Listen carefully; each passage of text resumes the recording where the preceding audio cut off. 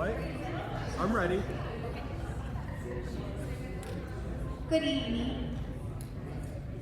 Thank you for coming. We weren't sure if it would just be my husband and Megan's mom, or if there would be some other people here. But we are very grateful that you wanted to hear about our trip. What is that?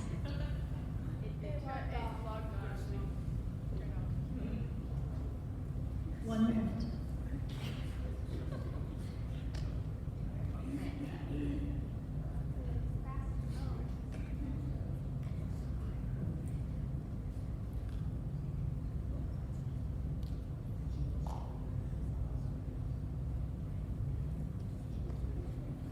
All right, so we have chosen to title our presentation, Kelly and Megan Go to Poland. We wanted to start with one of Eva's quotes, and I think that this quote really characterizes the Eva that I first met. So this whole story sort of started when I was in college. When I was a sophomore at Indiana State, I realized there was a Holocaust museum there, and I had no idea there was a Holocaust museum in Terre Haute until I drove past it. And so my roommate and I went in, and not very long after that, it was burned to the ground by an arsonist who spray painted "Remember Timmy McVeigh" on the side of the building and then burned it to the ground. So I had been in the museum, but I had never met Eva, and my first look at her was a clip from the news where she's standing in front of the building, and it's burned to the ground behind her, and the reporter asks, "What happens now?" And she said, "Well, as soon as they put this out, we're going to rebuild." She said, "I survived Hitler, and some punks with spray paint and matches don't scare me." And she was not having a pity party at all. And out of all the things that have happened to her over the course of her life, I do not believe that she has ever tried to solve a problem with a pity party. This is what the museum looked like after the arsonist got done with it. You can still see the spray paint on the side. Remember Timmy McVeigh.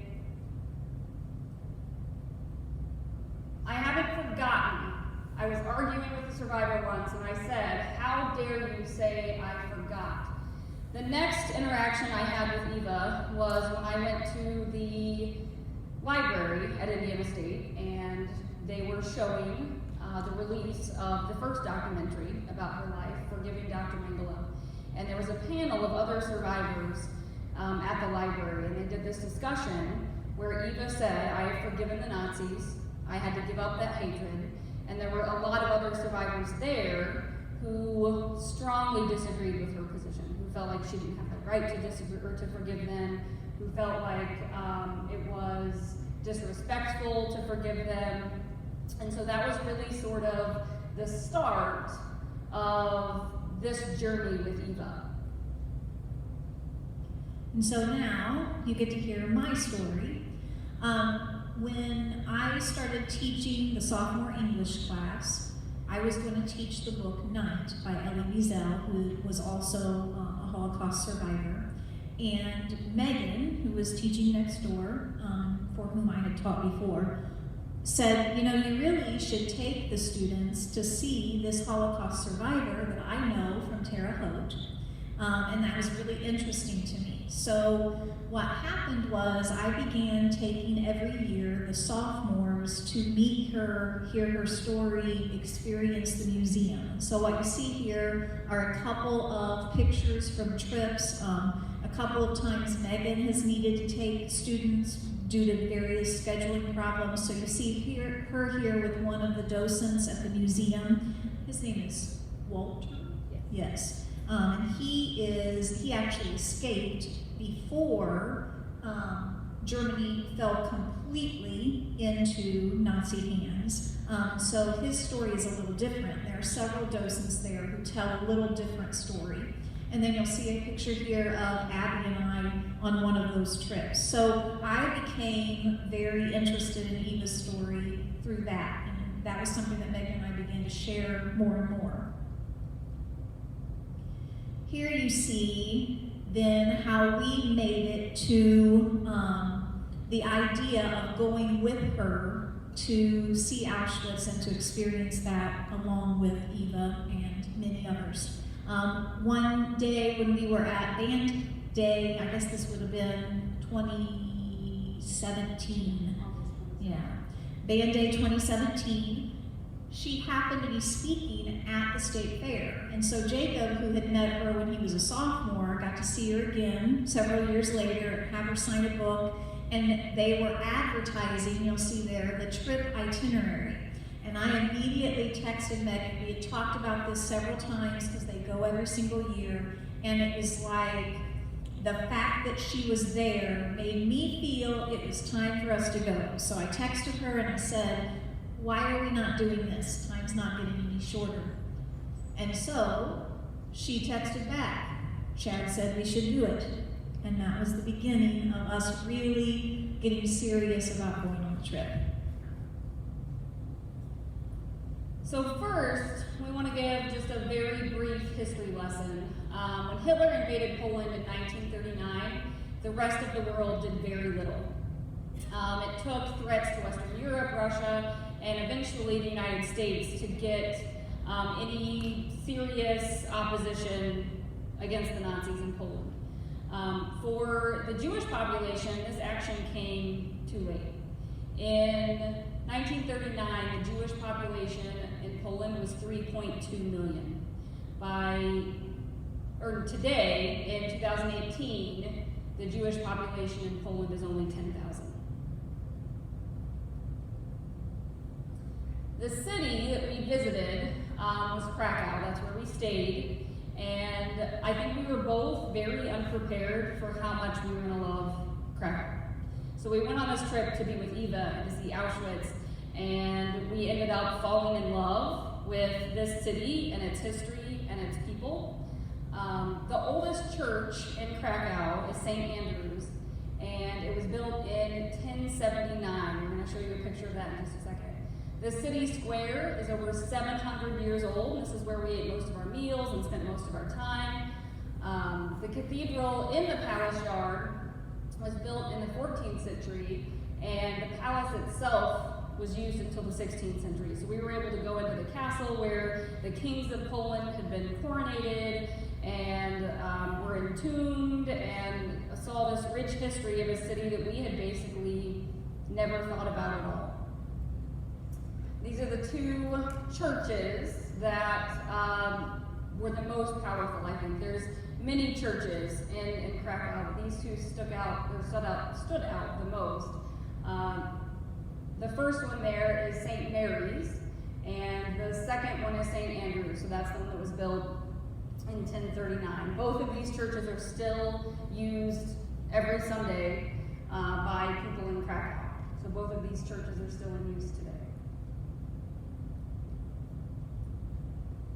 This is the city square. You can see the church in the background, and then that is a large, they call it a mall, but it's not really like our malls. There's open markets where there's vendors, there's fresh vegetables and fruits and flowers, and then different vendors inside that open air building there that's been used since medieval time.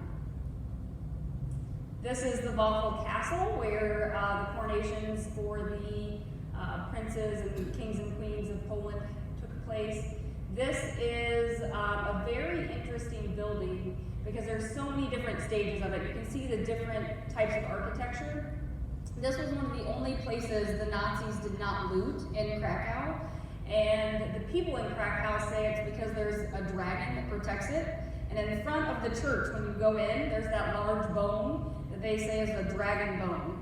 And that is what protected this church from the Nazis looting it. But all of the gold and precious metals were left alone inside this building, and that was the only one that the Nazis lived in it and worked in it and were in and out of it all the time. They didn't take anything from this this particular building in it was the only one. So another piece of the history of Krakow that is important as we consider the story of what happened when the Nazis invaded Poland and what happened during the Holocaust is this piece of information. Around 1450, King Casimir invited Jews, very specifically reached out to Jews in Europe and invited them to come and settle in Krakow. And so after that, for hundreds of years, Jews and Christians, because Poland is a very Catholic, very Christian country overall, but Jews and Christians in Krakow lived together in harmony for hundreds of years. So that is really important in understanding how devastated Krakow was by what happened during the Holocaust. Not just the devastation to the Jews, but the devastation to Krakow as a whole and to the culture that had developed there over hundreds of years. So what we did on that first day that we were in Krakow is we toured around, and one of the things that we toured in, or one of the areas we toured, was the old Jewish quarter. And so what you see here is one of kind of the outside streets of that Jewish quarter, that historical Jewish quarter, that has been kind of revitalized into shops and those kinds of things. And so these would have been the buildings that those Jews were living in before World War II. Oops. Here you see Meg and I with a statue of Jan Karski, and that's a really interesting character that some of you might want to research if you're very interested in World War II. He is revered in Poland because before the general population of like the United States, for example, or the European population really understood what was happening during the Holocaust, he had already published a book during World War II that made it very clear what was going on. So I'm actually partway through that book. It's kind of dense, so I haven't made it all the way through. It's very interesting to think that somebody was telling this story that seemed like it was very hidden, and yet he had risked his life to go in and find out what was going on. Here you see just some other various pictures. Here's a memorial. You'll notice that it's very simple. The Jewish culture believes in a very, very simple memorial. And rocks are very important to them because rocks symbolize kind of the long history, because a rock is around for a long, long time. And so any place that you would see that Jews from other parts of the world had come to visit, you'll see that they have left rocks laying around. So this is a memorial that is just very simply a rock that talks about the Jews in Krakow. Over here you see us in another portion of the Jewish quarter, and if you have watched Schindler's List, you'll notice that this is used in Schindler's List. It's used as if it is part of the ghetto. It never was. It was part of the old Jewish quarter, but it was so well preserved that they chose to film there. And so this is me standing beside the staircase that, and it's been a long time since I saw Schindler's List, so I don't really remember this, but apparently someone hides under a staircase, and that is the staircase that they hide under.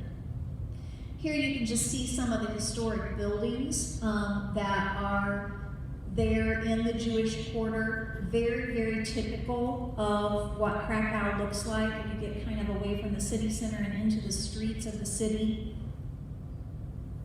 This is a cemetery, a Jewish cemetery behind a very historic synagogue in the area. And some of these you can see predate World War II, so it's very fortunate that those survived. Many did not. And during the time that the Nazis occupied Krakow, this would have been used for a trash dump.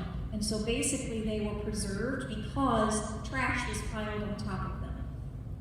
And then I thought this was incredibly interesting. When, after World War II, when preservation efforts got underway to try to kind of reclaim what had been desecrated and destroyed, one of the things that the people of Krakow did was they built this wall around this ancient cemetery, and they used some of the gravestones that had fallen down that they couldn't replace, they couldn't put them back onto the graves where they went. And so to memorialize those people, they actually made the wall out of them. So as you walked along this wall, you could look at and touch and feel the different gravestones of people that, otherwise are kind of lost to history. Krakow, during much of Poland's history, was the capital of Poland. Today, the capital of Poland is Warsaw. But Warsaw doesn't have nearly the historical landscape that Krakow does, because 95% of Warsaw was demolished during World War II. Krakow is the Nazi stronghold, and so it was very well protected, and so the buildings there predate the war by hundreds of years and are still in use today. It's still very much a cultural center of Poland, even though it's no longer the capital. And there's so much rich history here. This is what McDonald's looks like in Krakow. I mean, even the McDonald's is beautiful and in a historic building. And it was just a completely unreal experience to be in a place where we were eating in buildings where people ate during medieval times. And so one of the things that we did was go to a salt mine, and so here are some pictures. I didn't have very many expectations for what I was going to see at a salt mine, but again, we were shocked by how beautiful it was. We don't think about mines being beautiful. That chandelier above our head in that picture is made completely of salt. It looks like crystals, but it's salt. That was the elevator that we rode down into the bottom of the shaft. We were there for 2.5 hours, and we saw 1% of the salt mine. This is all of these statues are made completely out of salt. This is telling a little bit of the history of Poland and Warsaw. They have these statues that have lights come and shine on them, and they tell you who all these people are, and just some of the history of King Casimir and Krakow in general and Poland. There are multiple underground ponds in the salt mines, and when the Nazis occupied Poland, they took over the salt mine as well. And they were selling salt, sending salt back to Germany. The water in these ponds is so rich in salt that you cannot become submerged in it. They used to have boats that they would travel from one part of the mine to the other, and so all those pennies that you see are floating on top of the water. It's a little bit difficult to see in the picture, but none of the pennies are submerged. And while the Nazis were in the salt mines, they took a little pleasure cruise on one of the ships through the mines and capsized the ship, which was a problem because they were all stuck under the boat. And the water is so salt dense that they couldn't even submerge themselves long enough to get out from under the boat.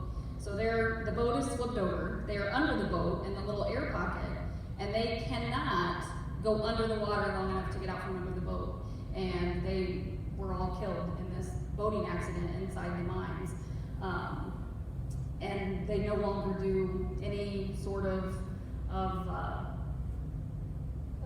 pleasure cruises or even like they don't have any boats that go through there anymore. But the dragon that was supposedly in the Polish castle had an area of the mine that he protected too, and so they say that he was behind flipping the boat and taking care of at least some of the Nazis.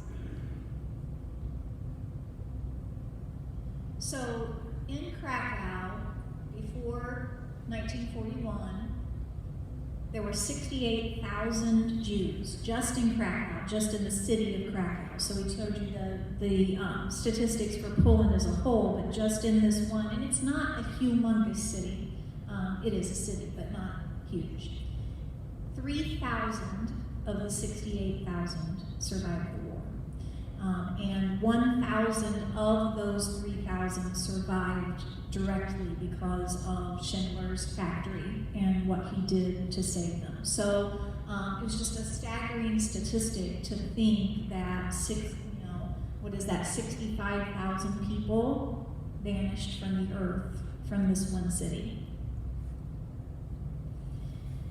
There's a memorial in the section of the city that was turned into the Jewish ghetto, and it has 68 chairs. So this would have been the assembly area within the ghetto, which would have been a really cruel place for all the time that the ghetto was in operation. And so a sculptor and artists have come in, they've put these very simple chairs here to represent the 68,000.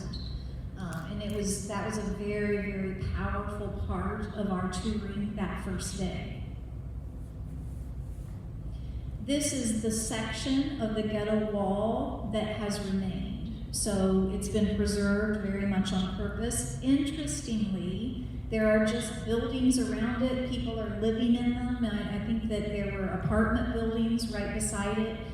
So, the people of Krakow go about their daily lives. But right here in the middle of their life in 2018, you can see a part of the ghetto wall. One thing that is interesting to note about the ghetto wall is it is built in the shape of Jewish gravestones. Everything that the Nazis did was deliberately done to humiliate and demoralize the Jewish people, even down to the way that they built the wall around the ghetto. If they had time to build it out of concrete, then they built it to make it look like they were living in a cemetery.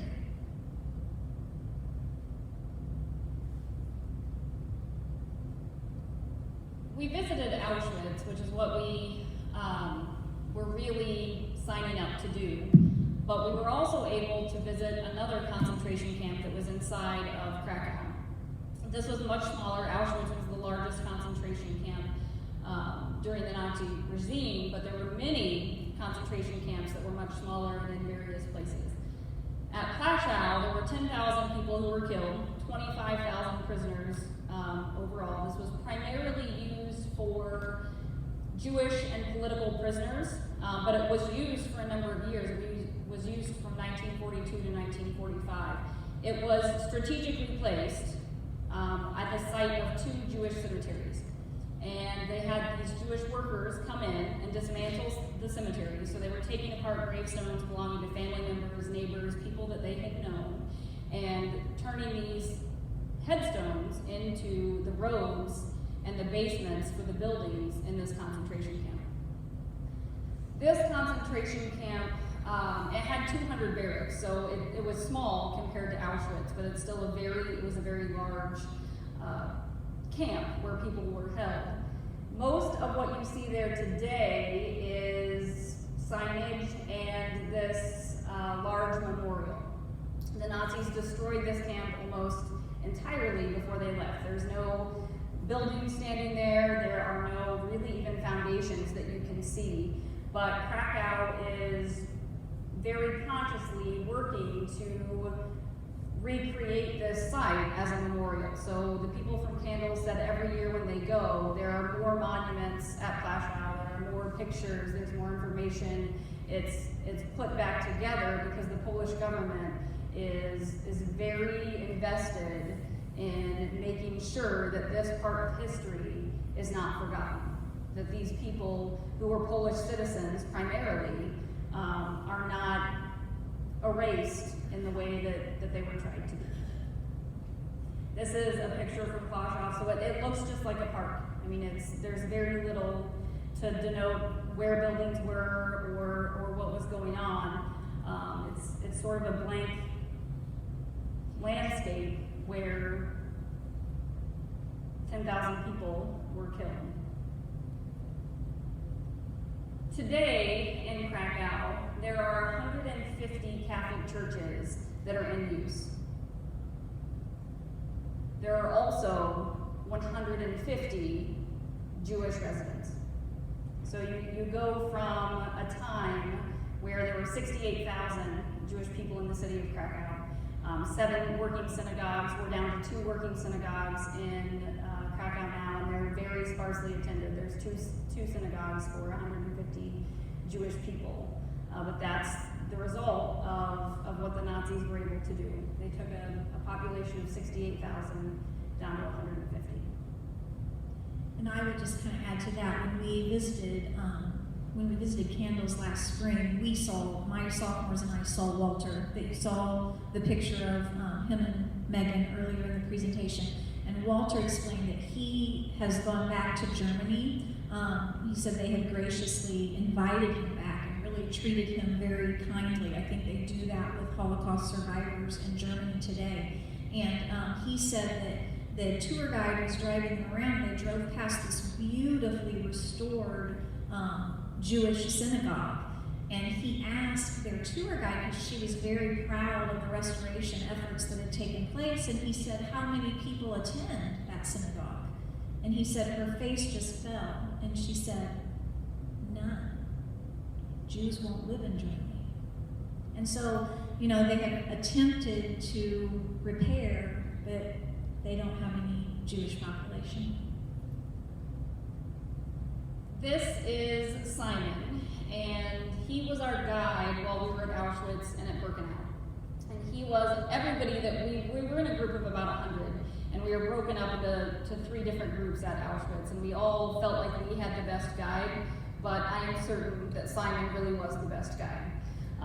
You can see from that picture there, he did not mince words. He was a very sort of straightforward person, and there were 3 things that he said over and over and over to us while he was taking us around the camps. The first thing that we put on the slide is forget about it. He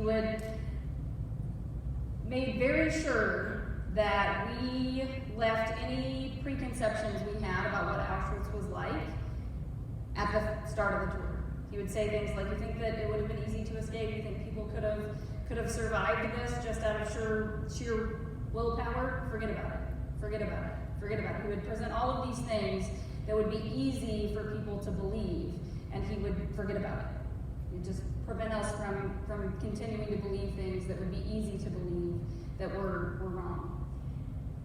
But then there were other things that he would say, "You must remember this. You must remember this." So he told us things to forget, and he told us things that we definitely had to remember. And the thing that he said the most often was, "Do not forget. Do not forget." Simon's father worked in the Polish underground after World War II. And one of the things that I found the most interesting about what Simon shared about his experience was what Poland was like after World War II. So he would say things like, "It's easy for the rest of the world to believe that World War II ended and everything was better." He said, "But we were left here, and we were left under a dictatorship from Russia. Russia didn't leave.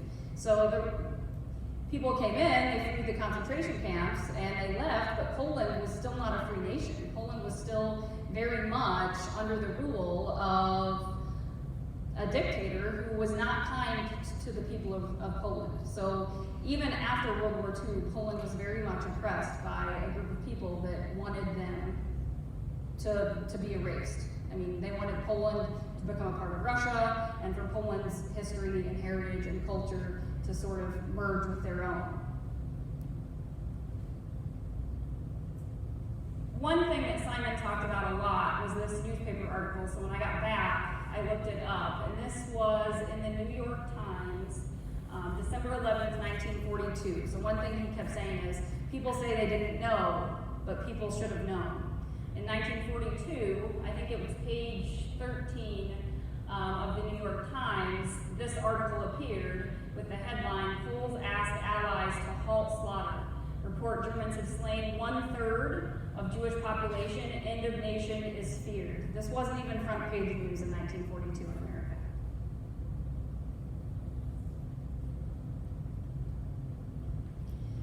So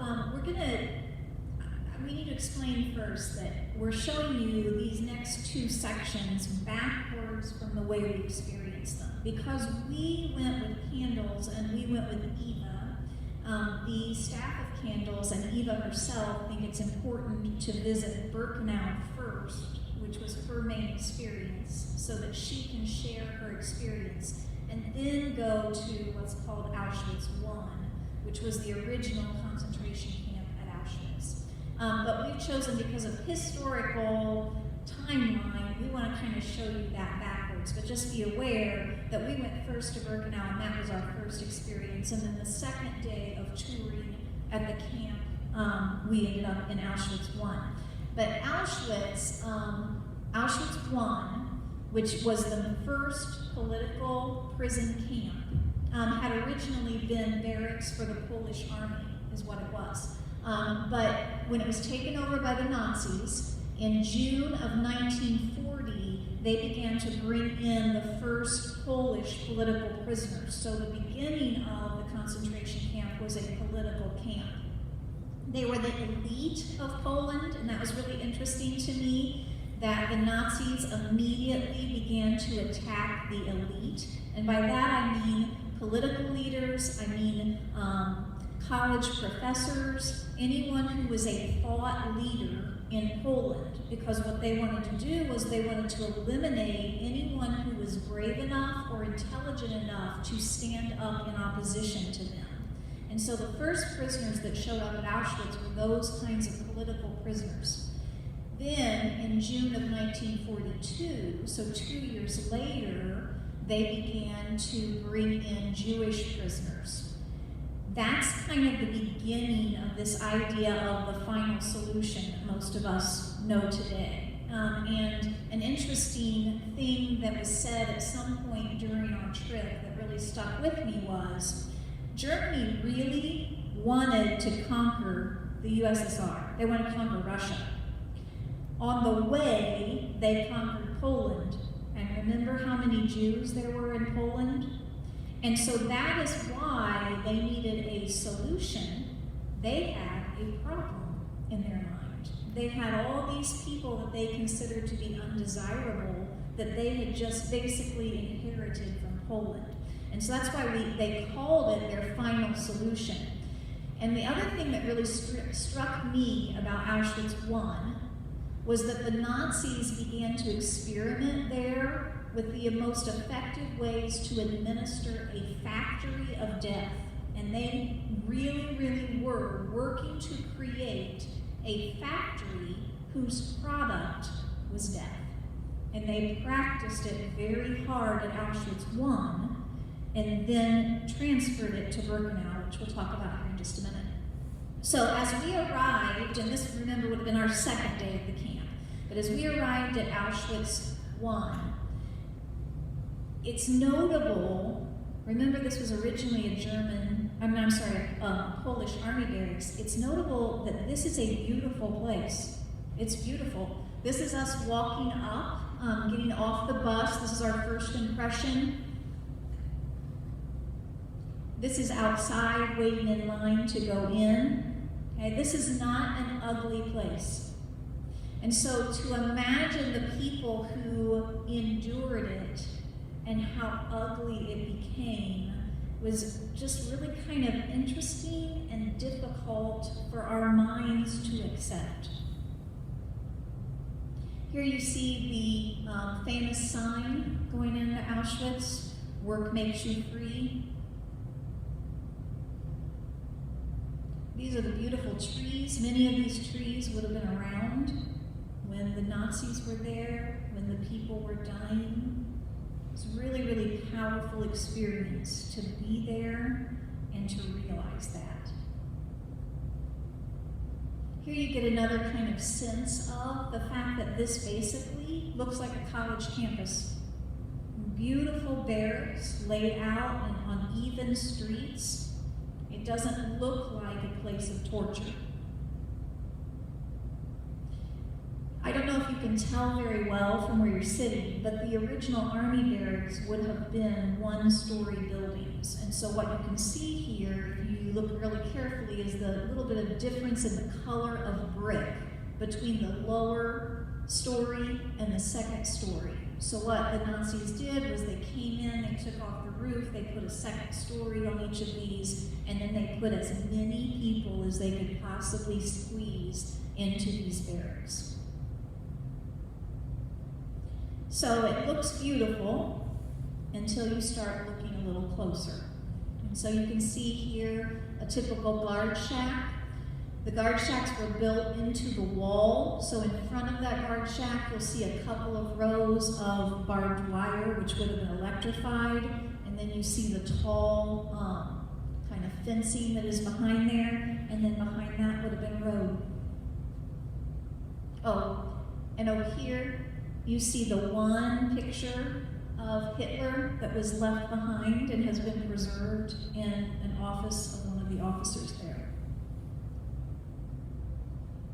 Here you can begin to see what those prisoners would have walked by every day.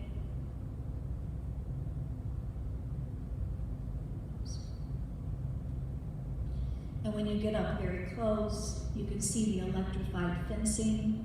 You can see the sign that would have said, "Warning, danger of death." My students who are here in the audience know that in night, Elie Wiesel refers to that sign. And he says, everywhere here, there was danger of death. What an irony to have a sign that says, warning, danger of death. And then here, what you see right here is the chimney of the first of the crematoria at Auschwitz. And when I tell you that it was a place of experimentation, this was one of the most horrifying stories. And I actually read this while we were there. I was reading a book, and I read about this. So this wasn't told to us by our guides, but as they began to experiment with extermination, they would try various methods of getting the people into the crematorium in a way that would keep them from creating mass hysteria. And so this was their experimentation area. And so there was a roof that Nazi officers would stand on, and they would watch as kind of the lower officers would try these different techniques of getting the people to go inside without basically stampeding and trying to get away. And they would try this way, and then they would try another way, and then they would try another way. It was just mind-blowing to me. Experimenting with people to see how easily you could convince them to walk into a place where you were going to exterminate them. And so when we, most of us now know about the showers. That was what they finally came up with. We will convince people that they are going to go in and take a shower. And that was particularly effective because if you convince people they're going in to take a shower, you can convince them to take off their clothes, and then you don't have to take off their clothes after they're dead in order to send those clothes back to Germany and use them for other people. It's so cold and calculating, and just it was very difficult while we were there for me to wrap my mind around that aspect of it. Even the crematorium that you see there is built purposely into the side of a hill so that Nazi officers could walk up the hill to drop the Zyklon B tablets down into the shower rooms, so they didn't have the added burden of climbing on a roof and climbing off of a roof, or having people wonder, why people were on top of the roof. It was just built directly into the side of a hill, which gave them easy access to the top of the building. So, kind of my final thought for Auschwitz I for you.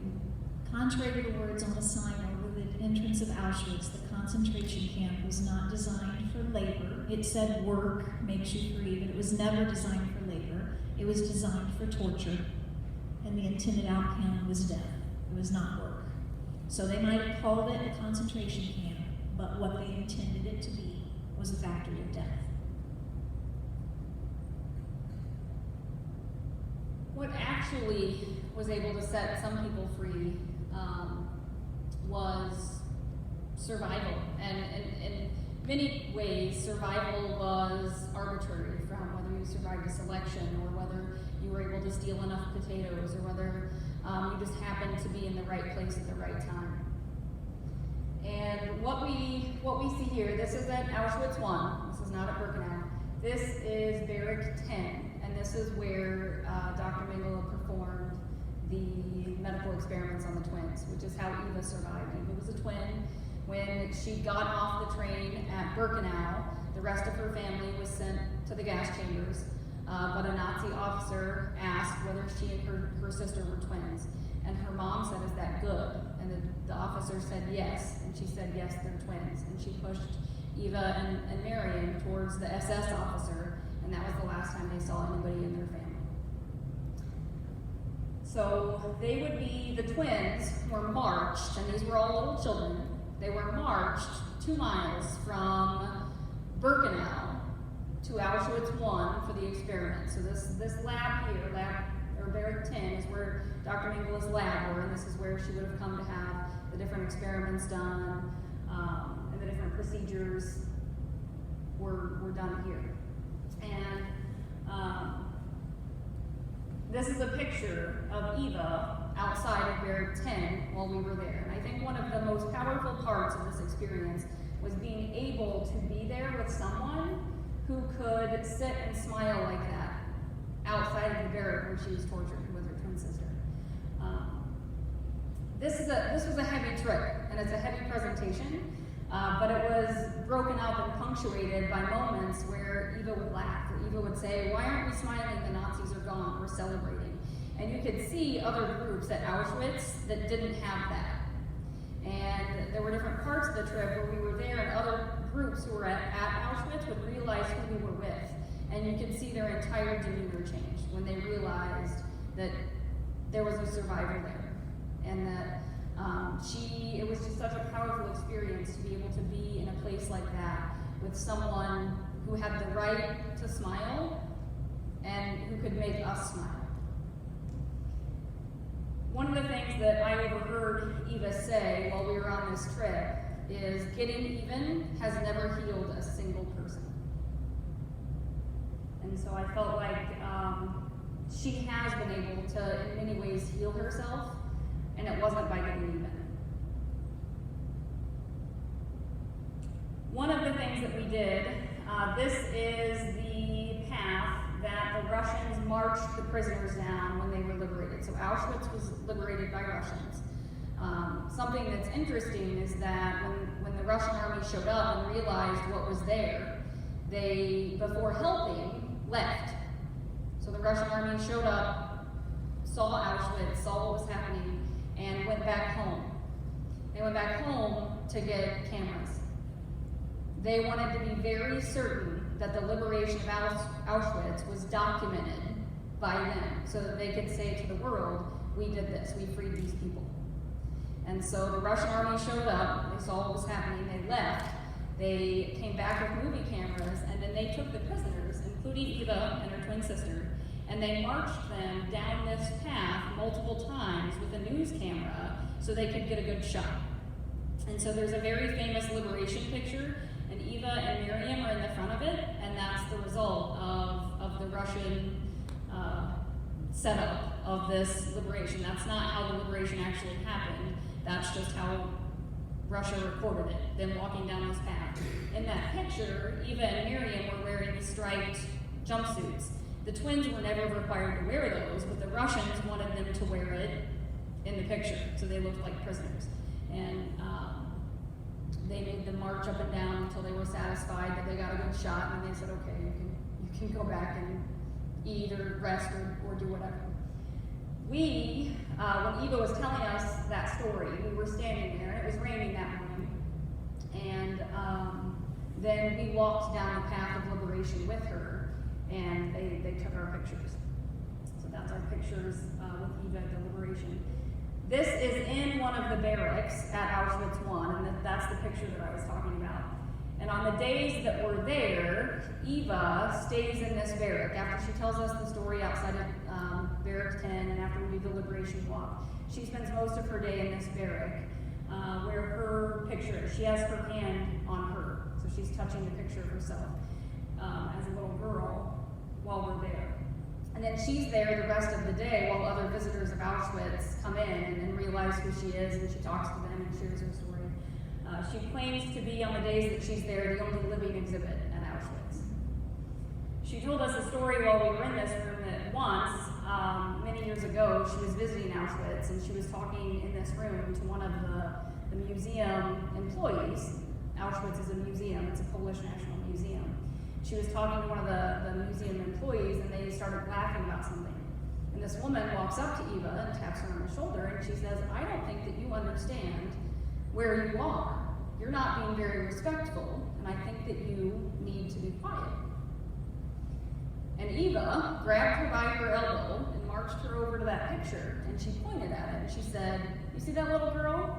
That little girl is me, and if I want to laugh here, I have the right to laugh here." And she said that lady was like, "Oh, I'm very sorry," But it is a very unique experience to be in a place like that with someone like that. So much so that other people sometimes don't, recognize or understand who is there and why they're, able to be happy. Because most people, this is a very reverent place. It's not some place that people are talking and laughing and behaving in a way that we would typically behave in a museum. And there are certainly places where we were also incredibly reverent. Right. Nobody is allowed to take pictures in the areas where, for instance, except with very special permission, like you might see on the documentary today, in where like the hair is kept is from the victims, because really that's basically like a cemetery, because that's the piece that's left of those people. And so we took no pictures in those areas, and so there are certainly still very reverent areas, but Eva is all about living.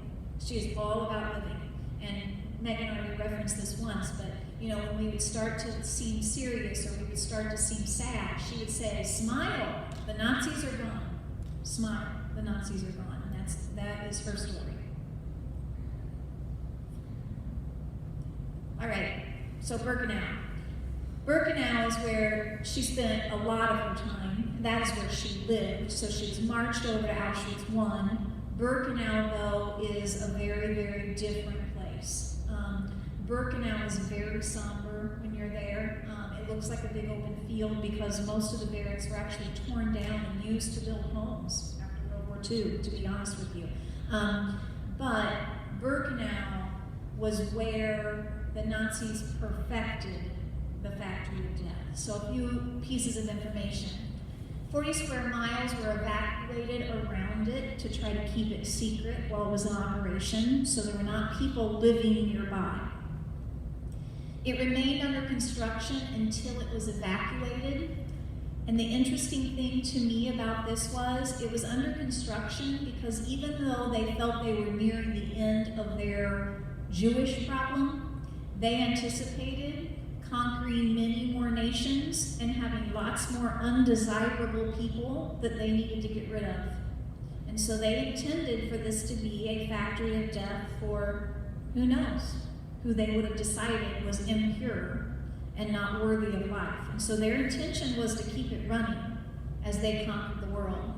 In May of 1944, a railroad platform opened inside of Birkenau. So the pictures that we see and that we are very familiar with of Birkenau, with the train tracks running into the camp, that was actually a very late addition.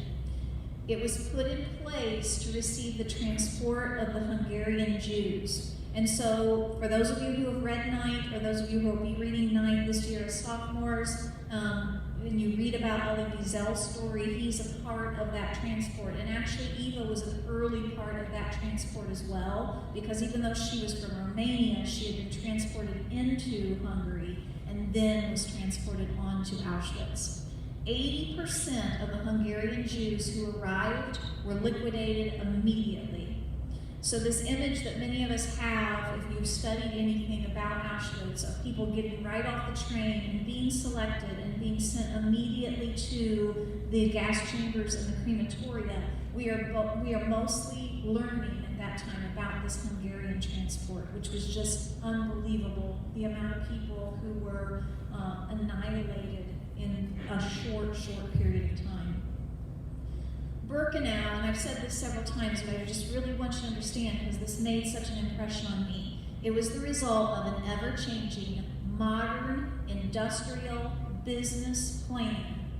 These were businessmen. They had a plan, and they were as efficiently as possible making that plan come to pass. That was their goal. I'm going to go fast so we can get through what we need to here. There were 90,000, did you want to say this? 90,000 people on 200 acres, 450 people per acre when it was at its biggest. The word Birkenau in German means birches, and that's what the Nazis referred to this part of the camp as because there were so many natural birch trees there.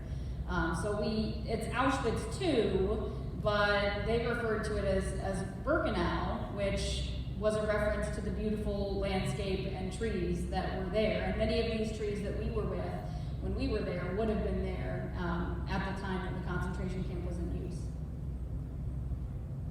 This is the gate that the trains would have gone through, and then we were allowed to go up into the tower at the top there. So the second picture is what the guards would have seen from that guard check. So the first picture shows where the trains entered, and the second picture is standing at the top of that building, looking out at the platform, and the two crematoria there would have been at the far end of that picture right before those trees. They had two identical mirror image crematoria at the end of that row. So you would get off the train and go straight down to the two crematoria.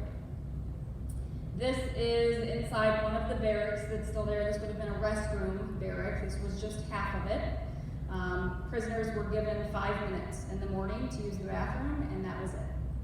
And they were expected not to use the restroom the rest of the day and could be killed if caught using the restroom. This is a barrack, and this would have been where people slept, usually 4 people to a bed. There's a bottom level, this middle level, and a top level. This actually is a building that is now owned by a Catholic church. It was a part of Birkenau. It was an officer's quarters, but a Catholic church came in and said, we would like to buy this building and change its history and use it for something that can provide good to this community. And so that's no longer part of Auschwitz. It is now a Catholic church. This is a couple of pictures of the fencing just to show how heavy duty their barricades were. Sort of like Simon said, you think people could escape? Forget about it. This is the train platform where Eva and Elie Wiesel and others would have been taken off of the trains upon arrival and sent mostly to the gas chambers. And there's a train car that they leave on it to sort of show you perspective. That's what one train car looks like in that landscape. So, the bottom line, efficiency at Birkenau. 5 years, Auschwitz won, and then later Birkenau was added. 5 years it was in existence. 1.3 million people were deported. 1.1 million of them died.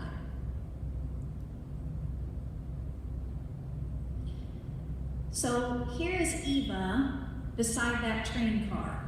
And so again, here we are in Birkenau, this place of death, and she has transformed it. She has now visited how many times? Over 30. Yes. And so it almost, one of the candles workers said, it's almost like coming home to her. It's where her family perished. And so to her, I think she had to transform it in her mind. So what you see here is her reading a letter of forgiveness to her mother and father for not getting them out of Romania when they had the chance. So she has worked her way through forgiveness to that point, to forgiving her parents for that. So what benefit is there to staying a victim? This is another thing that Megan wrote down that she said during our trip. Here you see her beside the spot. There you can kind of see the foundation of the barrack that she and the twins were in. It's one of the ones that's been burned down or torn down. And then there is a placard outside of it commemorating the twins. Here's her little buggy that she drives around in while we're there. And then you see us here beside her with the plaque.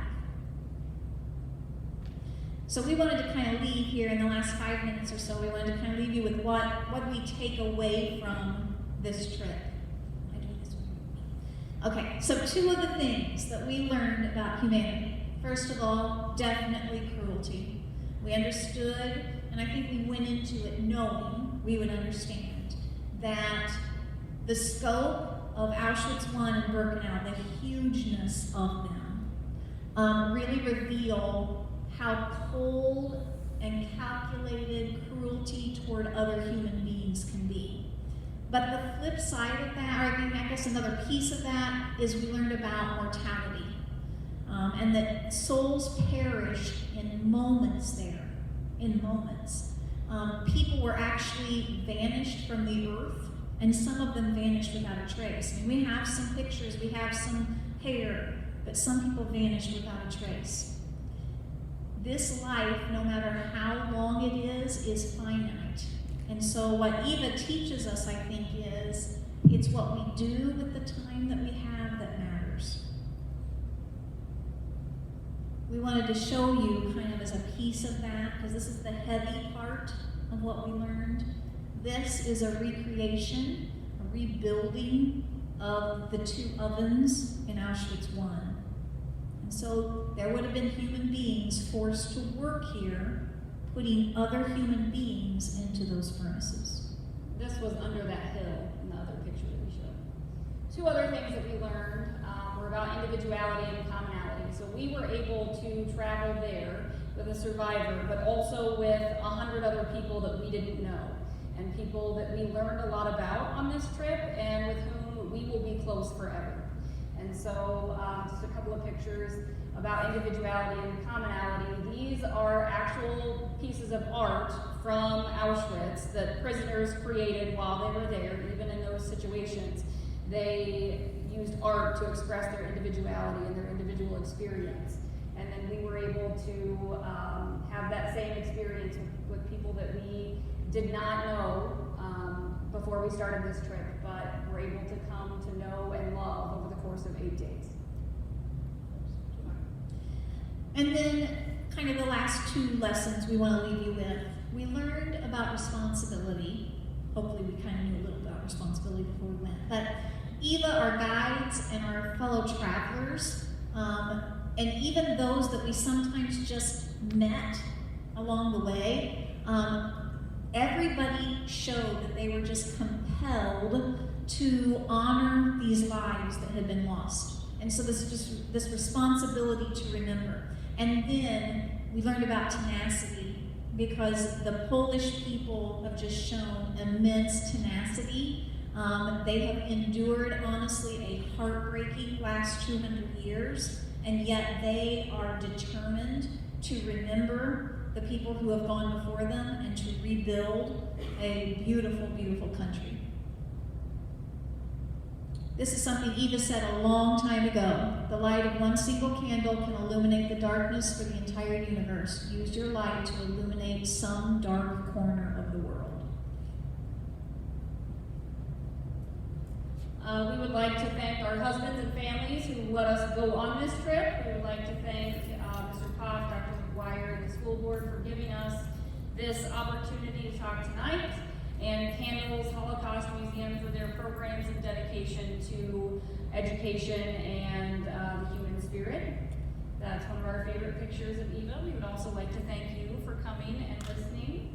And now we want you to see the documentary and learn a little bit about Eva, who we know and love. Thank you.